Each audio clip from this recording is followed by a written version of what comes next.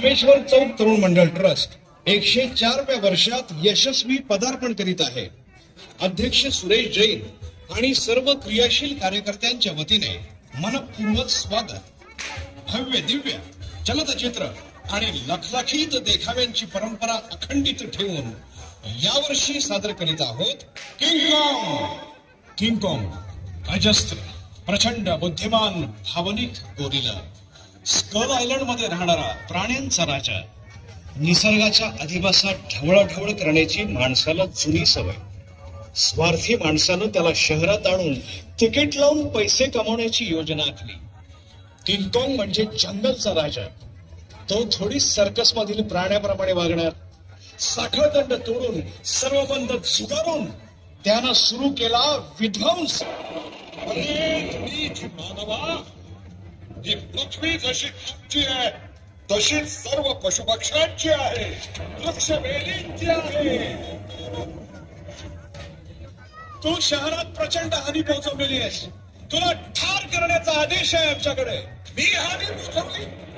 विनाकारण त्रास देण्याची कुठल्याच प्राण्याची प्रवृत्ती नसते। तुम्ही आमचे नैसर्गिक अधिवास नष्ट करता, तेव्हा तुमच्यापासून आम्हाला धोका आहे असं वाटतं तेव्हाच आम्ही प्रतिहल्ला करतो।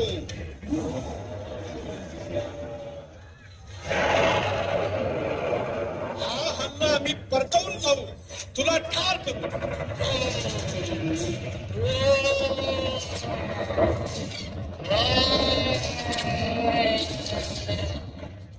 स्कल आयलंड वर येऊन मला बेशुद्ध करून इथे आणलं। ही तुमच्या मनोरंजनाचं साधन नाही। मी किंग रे, राजा, आणि तुम्ही मला शहरात आणून स्वतःच्या पायावर उधाण मारून घेतले। भोगा आपल्या कर्माची फळं।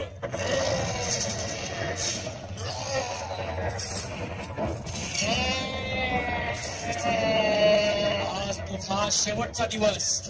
आमच्या गनमधील बुलेट शक्तिशाली आहे, त्या तुझा खात्मा करणारच। जगातलं कुठलंही अस्त्र शस्त्र माझ्यावर काहीही परिणाम करत नाही।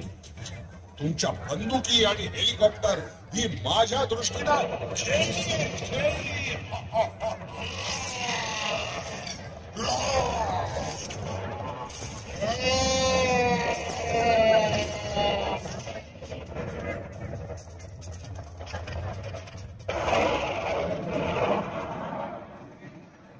खरोखर विचार करा, ही पृथ्वी, ही वसुंधरा सर्वांची आहे।